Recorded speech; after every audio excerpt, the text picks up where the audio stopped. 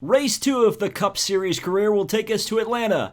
But first, let's take a look at our rivals after Daytona. Not too bad at the moment. We've got a few people mad at us, including Senpai Kyle Larson. That's a bit unfortunate. So today, I'm hoping to keep it clean and not cause too many hurt feelings. So let's head to Georgia. So Atlanta Motor Speedway, race number 2 of the Monster Energy Cup Series schedule. We took the victory at Daytona, so we are the points leader. We have great momentum going into this race, and by all intents and purposes, we're locked into the chase, or the playoffs, or whatever you want to call it.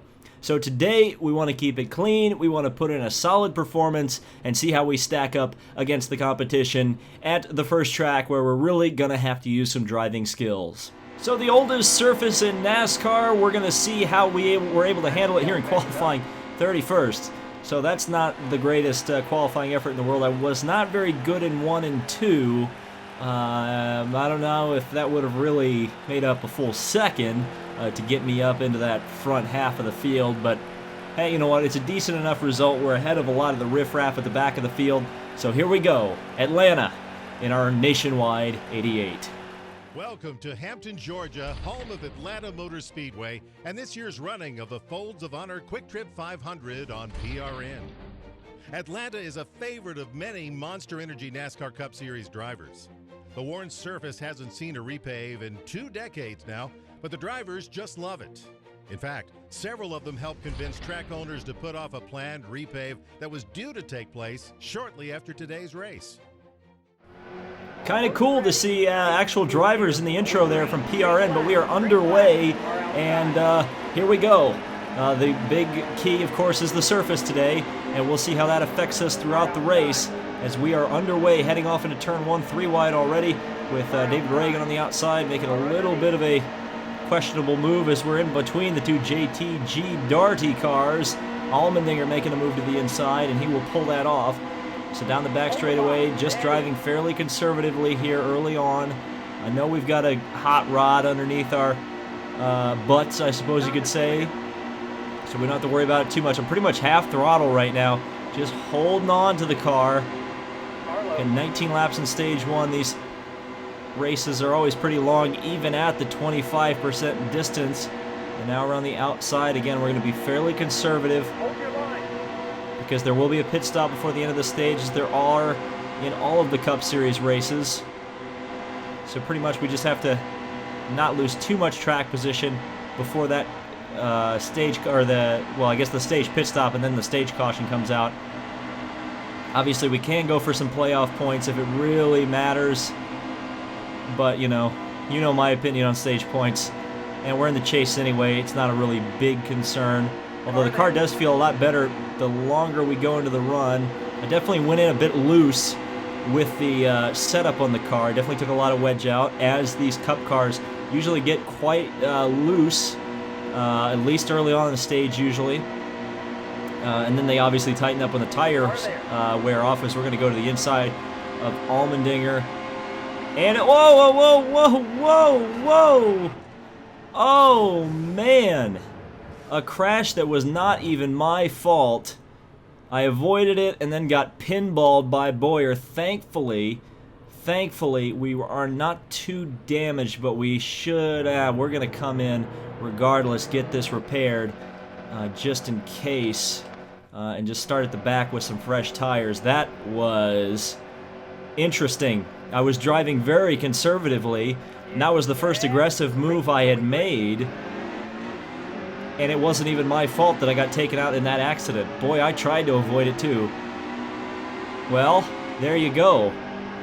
NASCAR Heat 2 sometimes does amaze me with some of the realism, and getting taken out in a crash that was not anything to do with my doing, at least from what I was able to tell from that. I certainly didn't make any contact with anybody. It's possible I freaked an AI out so that they got into each other. But as far as I'm concerned, that was a total AI failure, which I'm fine with. Well, I'm not too fine that it screwed me over, but hey, that's racing. We are absolutely dominating on the outside, though, no doubt about it. 13 laps to go and 13 laps in the fuel tank, so we can make it to the end of the stage, at least based on the estimations the NASCAR Heat 2 is giving me as we absolutely slinging it through the pack right now on these fresh tires as LaJoie kind of got in our way there just for a second. And here's Suarez, one of the drivers involved in the accident. I think it was Suarez and Boyer, and you can see the incredible damage to the rear end of Suarez's car and the front end, in fact. He definitely was very much involved in that accident, or very heavily involved in that accident. Looks like Boyer's fairly okay. You can see him further up the track, and this car is just handling incredibly well. Again, I think part of it has to do with the fresh tires, as we absolutely bully Elliott Sadler there just a little bit. But we pull around him, and now this car really feels like it's going to go to the front if we get an opportunity. Now, this is a problem I had the last time, as we went underneath a lot of cars and they cracked up in front of me. This time, we've had a little bit better success. We're 3 wide with Danica and Austin Dillon, and that makes me a little bit nervous, but we're able to get around them. Now Landon Castle will sneak to the inside of Clinton Boyer and also sneak into the inside of Stenhouse there. We'll try to follow Castle through. Car pushing up the track just a little bit. Danica almost stuck her nose in there. And we almost make a little bit of contact with Castle as well. That would not have been the wisest decision in the entire world. We'll work around the outside of Landon. We'll try to play it safe around him, which we do. Good sponsor plug from Mr. Castle there. Now down the back straightaway, Paul Menard on the flat of the apron coming into the corner. And we'll start to, well, I don't know about that. We're going to bail out, be a little bit conservative. Let David Reagan kind of do his thing right there. So 9 laps to go on the stage. We should start to see pit stops fairly quickly here, as we almost got into the side of Reagan. That would have been a mistake. We didn't hit him. And coming up in behind AJ Allmendinger. Little bit of a lift there. And through the middle, or at least underneath Ryan Newman. Allmendinger seems to have a little bit more pace than we do at the moment.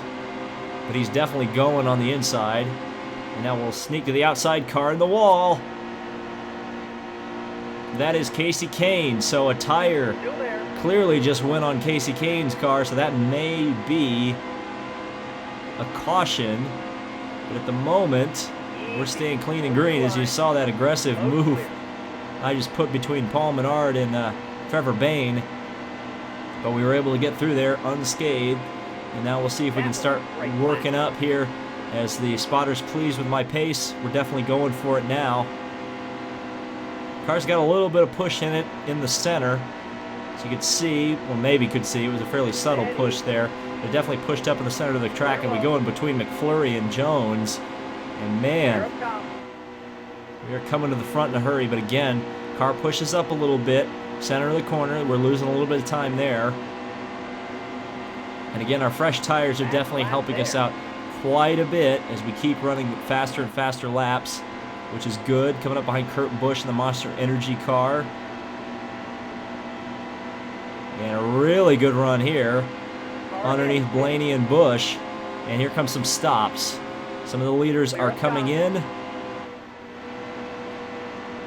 And this will start really affecting the pit sequence. We're going to see how many people go multiple laps down in this sequence. And if anybody loses control, as you see almost Matt Kenseth losing it there, we are going to pack race here, coming through 1 and 2.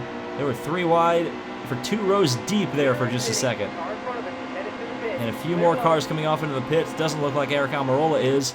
So we're going to try to drive around the outside, really running the Larson line up here, up at the top. And unable to quite clear Almirola as we head through the tri-oval. And almost losing it is Denny Hamlin in the tri-oval. Almost got spun off the front bumper of Eric Almirola, and we will go into the lead as expected, I will say, because of the fact that our fuel mileage is still to the good. But regardless, it's still nice to go into the front of the pack, even though we'll have to pit at the end of the stage, and that will possibly cause us some headaches coming back to the green, depending on how many cars we lap and how many cars we will end up getting passed by when we come into the pit. So 3 laps to go, 3 on the fuel. It is going to be pretty tight here. We might run out coming to the checkers in stage 1. But what's interesting to me is that we have not come around and lapped anybody else. So that either means we're 2 laps up on the field, or we're only 1 lap up. And if we're only 1 lap up, that means everybody is going to get their lap back. We'll see as we come around. Paul Menard and Trevor Bayne are still not in the pits. Ironically, those are the 2 cars we split coming around through the field, and a yellow, so a crash will end the stage, or at least a yellow flag. So we got lucky, and so did Paul Menard and Trevor Bayne and Eric Almirola and Austin Dillon. Only cars on the lead lap. Do we need repairs? No, we don't, so we won't do that. We'll do everything else. Won't touch the wedge just yet. I feel like the car is in a good spot. So 6 cars, 6 on the lead lap, because Almirola and Dillon did not need to pit. Therefore, the rest of the field did not get a wave around. How about them apples? So 3 wide to the inside. That's definitely a penalty, but whatever.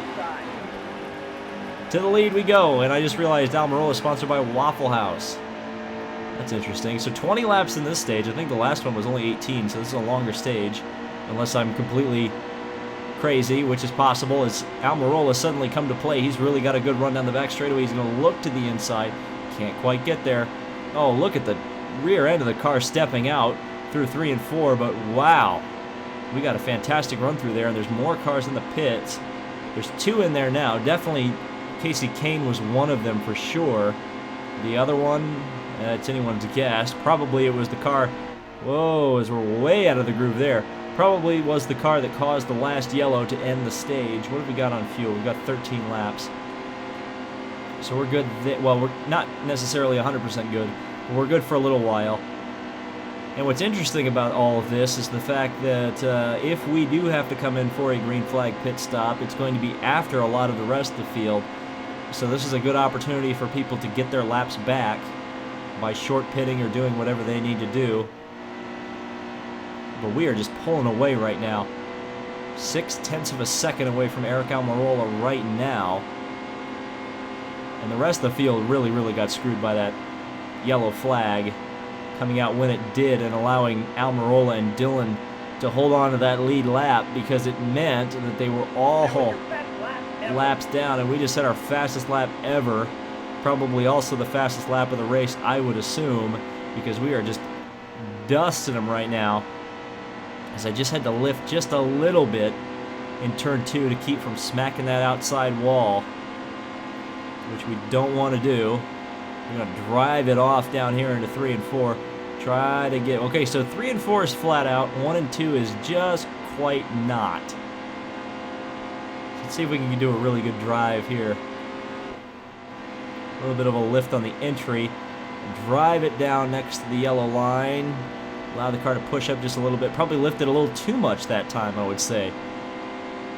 So we're learning. We're learning how to drive Atlanta fast, although we will never come here again after this point in the career mode, or at least until NASCAR Heat 3, assuming we win the championship. Of course, that's always a question, even in a 5-star car.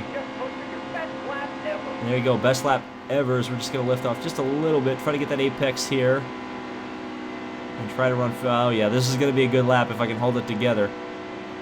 Definitely went through 1 and 2 faster that time around.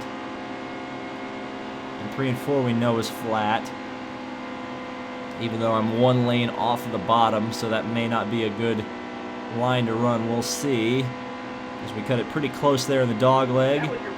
Nope, it was the fastest lap of the race. So now we'll kind of enter shallow. Probably lifted out of the gas too much. Yeah, we lost 4 miles an hour. That's a good way to run a slower lap for sure, as we almost cracked the outside wall. That would have been stupid of me. And drive it down through 3 and 4, out of turn 4. Looking for the, well, not quite halfway in the stage, but certainly within the pit window, because of the fact that stages are, or our fuel can make it 13 laps. The stage has 13 laps to go in it. If we wanted to be nice, we could come in now and pit and allow everybody else to at least maybe get a lap back for a little while, and maybe bank on a yellow, or at least allow those people to bank on a yellow. But why be nice? We struggled in the Xfinity Series forever, not winning. I kind of like the idea of dominating races, at least for a little while. We'll see if we go 36 for 36, because right now we have a big lead, and we already won the first race at Daytona. Now, obviously, Daytona was a bit of a crapshoot, as it always is. We won on fuel mileage. It's possible we wouldn't have really won it otherwise. So you can kind of say this is, if we win it, and there's a long way to go, it would be our first official win. Oh, whoa. Car was very upset at the way I took turn 1 that time. So we bailed out of it just a little bit. I do like what they did with the walls here in Atlanta. I think they did this at Darlington as well, or they have done it at Darlington as well, but they didn't do it with the blue. But it looks quite nice. It looks retro, and I like the retro walls, at least in the corners. So we've got 10 laps to go in the stage, 3 on the fuel, so we're going to be coming in pretty shortly. And then it's going to be the field very much spread out, and it's going to be traffic and cars coming in and out of the pits, and as we know, that gets a bit derpy. So we're going to see how derpy the AI get when push comes to shove.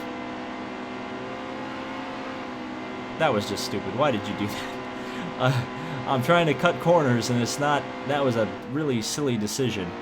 As I lift mid-corner that time and just kind of keep it around the bottom. So we've got 2 laps to go. Should be getting the fuel alarm coming on right about now. Right about, there we go. Let's say right about now. Right about now. But now it's gone on.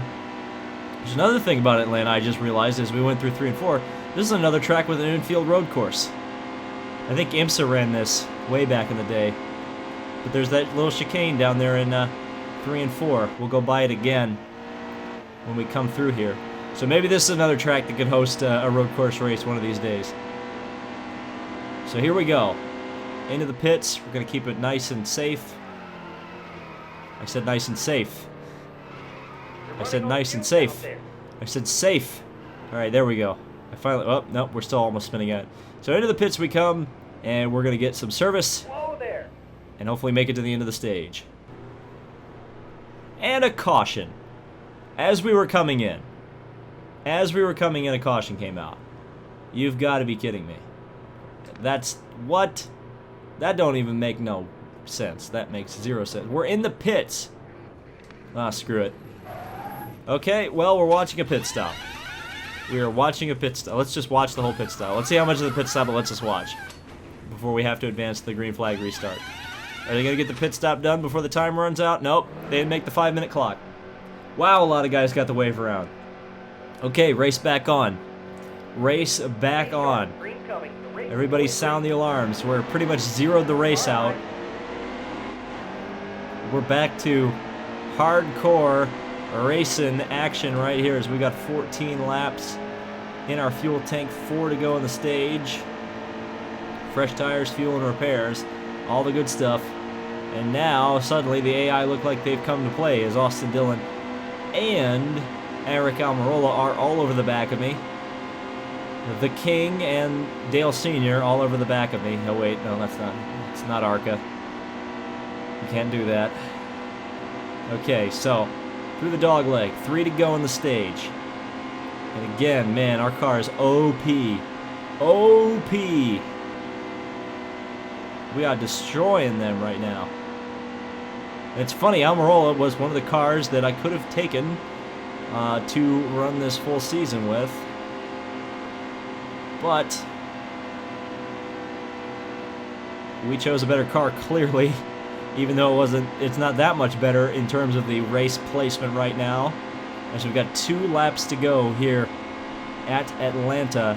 And I suspect this second or third stage, I guess you could call it, the final stage of the race, is going to be a little bit different. I think we're going to see some of those guys who were at the front earlier, like Keselowski, come back into the fold, I would imagine.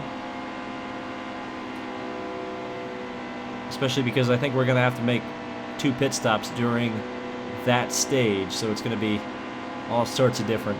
So we got 1 to go, presented by Credit One Bank and the stage. Just crack the throttle just a little bit. We've already put 2 seconds on Austin Dillon and Eric Almirola. So, wow. This car is totally dominant. Totally dominant. So as we come through turn 4, off of turn 4, through the dog leg, we'll take stage win number 2. And right now, we are just completely dominating this race with both the stage wins. Fantastic. And now we've just got to wait for the rest of everything to kind of come through. So nobody is pitting. Nobody is pitting. You know what? We are going to pit. We're going to pit under this yellow. Because, just make it a little bit more interesting. Have some people to pass. And because we can get a little bit of fuel mileage and maybe lap more people later. We'll see how it goes. As we're back to racing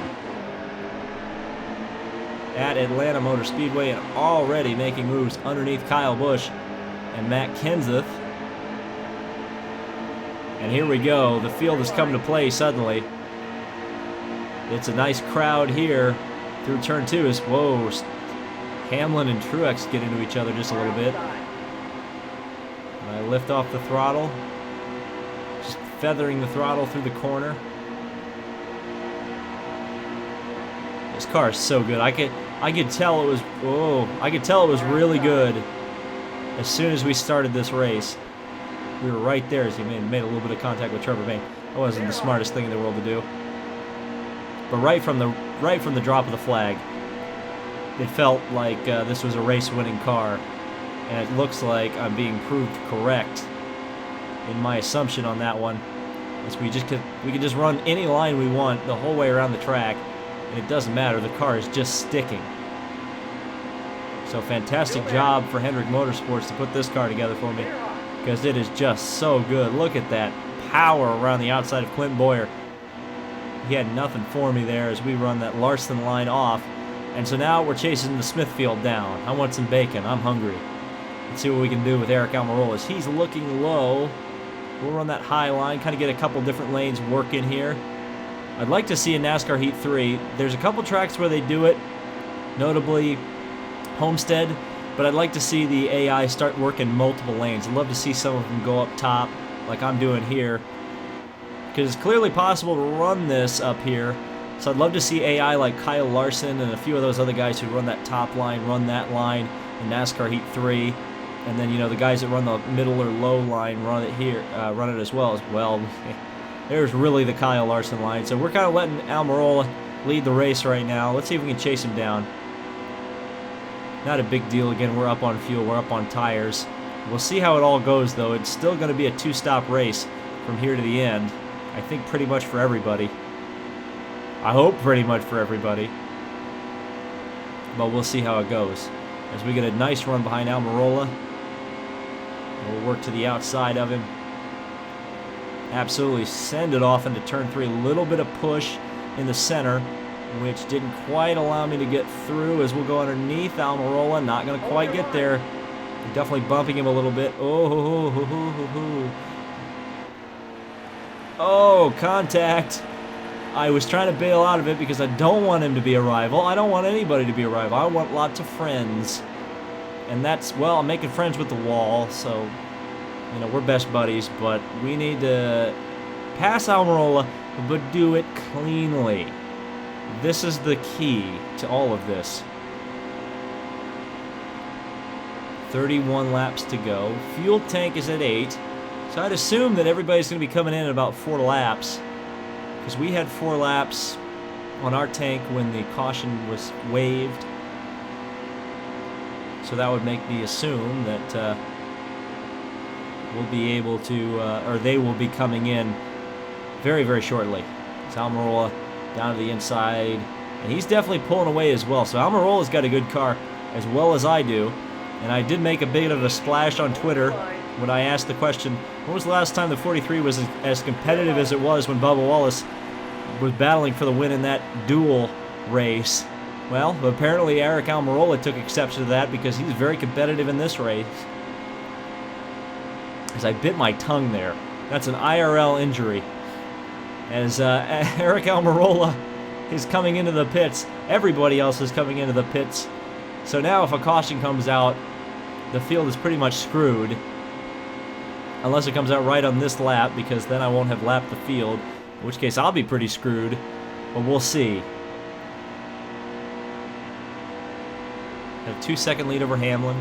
2.8 over Dillon. 2.9 over Busch. And Boyer.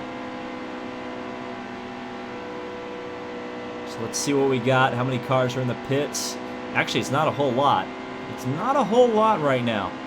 So it's just the guys who are burning a lot of fuel, I would assume, running up front. But I assume Eric Almirola was already in there. I'm pretty sure we lapped him. Yeah, we've lapped everybody. So, yeah, these 1.5 milers are pretty brutal on the fuel mileage. As you can see, Hamlin, Boyer, Dillon, all in the pits. Kyle Busch is the only one who's not in the pits, but he's fallen 4 seconds behind us, and it's possible he will run out of fuel as we come around. Look at all those cars in the pits. Holy cow. 27 laps to go. Our fuel tank has 4 laps remaining, so it'll be 23. So we will have to make a splash and dash at the end of the race. That is almost a certainty, unless there is a yellow. As I kind of weaved back and forth on the back straightaway, that was kind of intentional. I wasn't trying to get the fuel pickup to go a little bit more, but you know, I was just kind of weaving back and forth because I wasn't really in the line that I wanted to be in. So we are a lap up on the field, coming around to lap quite a few cars the second time. And they just look so slow. So slow on that warm-up lane. As we are twice lapping cars, 3 times lapping. That's Landon Castle, I think, going 3 laps behind the race. And there's the fuel alarm on, so we'll be coming in this time around. So our 3-lap lead on some of these cars is a little bit false right now. But we still got an entire lap over Eric Almirola and Kyle Larson, who has somehow moved his way up into this. So, well, then again, Larson in a track like Atlanta Motor Speedway, it makes a lot of sense. But okay, here we go. Let's try to get into the pits a little bit less sideways than we did the last time. And yes, indeed, it is less sideways than last time, but we were still sideways coming in off of turn 3. So here we come into the pits, still sideways. Don't go into traffic. Okay, we saved it. It's all right. Foreign fuel, no adjustments, just getting the car into the pits. We got a loose wheel out there in the pits. You can see that's. Wouldn't it be hilarious if that was a penalty? Oh no, he picked it up. It's all right. Why have I never noticed that? Wait a second. Never mind. How have I never noticed that wheel sitting there? Okay, whatever. Well, back to racing. Hopefully, we got to be really careful on this warm-up lane. There's actually a reason all those people were going very slow. Well, because of that, and now, wow, my AI driver decided that we needed to be Alex Zanardi there, but thankfully it didn't happen. So we got a few people pitting, which is kind of interesting. Eric Jones and Casey Kane are not having a good day. So we'll come back to the green flag here on the front row, as we have been most of this race. It's kind of interesting where that yellow came out. I don't know if it's going to affect the fuel mileage at all. Well, it's not going to save me. We're still going to have to pit with 7 laps to go. And I think pretty much everybody else is as well, because no one pitted under that yellow. And if I was calling the strategy on the box to these other guys, like Kyle Larson and Eric Almirola, I would, well, I feel like I'm in the Xfinity race today. Well, of course, if you're watching this, much later, the Xfinity Daytona race was today as I was recording this, and Larson and Eric Almirola were running up the front, and I was blocking both lanes, and there you go. I've explained the joke. So we've got 20 laps to go, but what I was going to say is, those guys really should have been in the pits. They could have undercut me there, kind of, because they would have been able to stay out longer than I would be able to, and theoretically be able to leapfrog me in the pit sequence, but that's not going to be the way it turns out. So Kyle Larson is going to try to beat me straight up. He's definitely given me the best challenge I've had all day, at least from behind. Almirola definitely was able to keep me behind for a little while, but this is the closest anybody's been to actually passing me. And of course, Larson is on that rivals board, so if we race him too hard, we certainly could make him madder at us, and that would be interesting, going down to the wire. Kyle Larson versus me. Be kind of ironic too, as Larson looks to the inside as we got a bad run through 1 and 2. We just kind of run up in the center lane. Not too bad. Game lagging a little bit, which makes me think there may have been a bit of a coming together back in the back of the pack, but still no caution. So we're good. We've got 11 laps to go on our fuel. Means we're going to be looking at around 7 or 8 to go when we'll be coming into the pits. So we shoot down the back straightaway. Arc it in. To 3 and 4. And through the dog leg, crossing the line, 17 laps to go. But still, it's one of those things where I'm thinking, boy, anything can happen at this point. There's a lot of ways to lose a race and not a lot of ways to win it. It's usually the way motorsport goes. But right now, we definitely have the speed. The speed is not the problem. It's going to be, how does NASCAR try to screw me out of a win? Because this game does do that. They do throw cautions late in the race for seemingly no reason. And to be fair, that is a very accurate representation of what goes on in NASCAR. And so here we are. 8 to go on fuel. Going to be crossing the line here and be looking at 15 laps to go. So again, fuel estimation going to be coming in with about 8 laps to go. Should be. Oh, wow, that's a bit of a push. Again, in the center of 1 and 2. You'd think I would have learned at this point to not just drive the car off into turn 1. And Kyle Larson is coming into the pits. He's down on the apron, so here we go. We're going to start really seeing, again, the field really get spread out. We'll be lapping cars here in a couple laps, I would assume, as they come out of the pits. 14 laps to go in the race. Just have to bail out of it just a little bit. In the center of 1 and 2.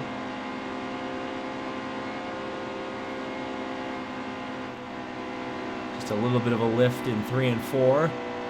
Hamlin, Kenseth, Busch. So clearly behind me we've got the Joe Gibbs racing cars getting quite good gas mileage. Dillon as well back there, who's been up at the front most of the time. Kind of a shame Alric Almirola seems to have fallen out of the lead group, at least for now. It's possible he was just getting bad gas mileage, which would make sense. So we're at 5 laps remaining on our fuel. So the car just slides a little bit. Bucks and weaves. There's really not a whole lot of cars in the pits. So maybe there were some people who kind of are going to undercut me here. We'll see. Lap 70 of 81, so 11 to go. 4 laps in the tank. And those Gibbs Toyotas. Oh boy, are the Toyotas cheating? Nope, there's a yellow. So, that's going to mean the whole field's going to come into the pits and we're going to have the shootout. We are going to have the shootout. So do we take tires? I think we should. Even though I know the AI are not going to take tires, as they usually don't, and I'm proved. And that theory is proved right once again, I should say. As we've got quite a few AI ahead of us. And here we go. Back to racing at Atlanta. That's always hard to say. At Atlanta. At Atlanta. Contact with Trevor Bayne. In the center.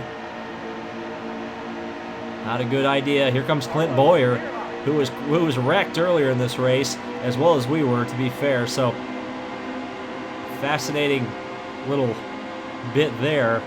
There's a lot of the guys who were wrecked earlier are up with a shot, even though I don't see a lot of Suarez, to be fair. So here we go. What have we got? Laps remaining. 8. It's the battle. We drive around the outside. Is that Almirola in? Well, no, that's Kyle Busch. So Almirola must have gotten screwed at some point, and now we're getting a lot of yellow to end this race. No reason to pit. We'll stay out. We'll stay just behind these Gibbs Toyotas. Well, Gibbs and Gibbs affiliated Toyotas if you count Martin Truex Jr. But it's Kyle Busch leading alongside Denny Hamlin. So here we go. Back to racing. We're going to try to keep this restart legitimate. We're not going to change lanes until we get to the start-finish line, so now we'll change lanes and make that 3 wide move down to the inside. And it's going to be Kyle Busch taking the lead. We're going to go 3 wide with Kenseth and Hamlin. We'll just cut Dillon off at the pass there. Diving down into turn 3, so Kyle Busch leading. We'll get around Kenseth. They're 3 wide behind me. You got to kind of cross your fingers that there's not going to be another yellow. But we got 4 laps to go. 4 laps to catch Kyle Busch. Can it be done? Is Kyle Busch going to take away our win? Oh, another yellow. You have to be kidding me. This is unbelievable. This is unbelievable. Unbelievable. So here we go again. Overtime. It's going to be 2 laps. Maybe. Sometimes this game thinks it needs to throw a yellow and do ARCA rules on the last lap. So here we go. Back to racing. Do we have a better restart than Kyle Busch? We certainly got to the line before him. Don't remember if that's still a rule in NASCAR. Honestly, don't remember. But anyway, we have got it. And now in front of Kyle... Well, I got in front of Kyle Busch, and then I stupidly pushed up the track. So Kyle Busch will take the lead. Oh, God. David, did you just took this away? I swear. I swear. There goes Austin Dillon. Looking to the inside. Have to drive around the outside. This is a risky maneuver. Oh, side by side with Kenseth. Oh, Kenseth. All right, here we go. We dominated this race. Battling with Kyle Busch down the back straightaway. We got a nice draft on him. Oh, car got loose off of turn 2. Here we go. It's going to be one of those classic Atlanta finishes, I feel. Oh no, we're going to lose it. We're going to lose it. I didn't get through turn 3 properly, and we're not going to go 2 for 2 in the season. Kyle Busch will win. Oh no. So it was Kyle Busch stealing a win right at the end from under my nose. So, oh, that was a bit embarrassing. But hey, you know what? We dominated the race. We got a couple stage wins, and we obviously are pretty much locked in. All in all, a decent race all the way through. Doesn't really matter that Kyle took that win right at the end. So here we go. Definitely a lot of money coming in. We're almost got that $10 million, and here we are looking at the points. Obviously, we're still leading in terms of points and in terms of the chase at the moment with 8 playoff points. But you can see Kyle Busch is also sneaking up into that equation. So that was a very Truex-style race, if I do say so myself. Oh, uh-oh. Guidance Counselor Brad, is he mad or is he happy? We'll see.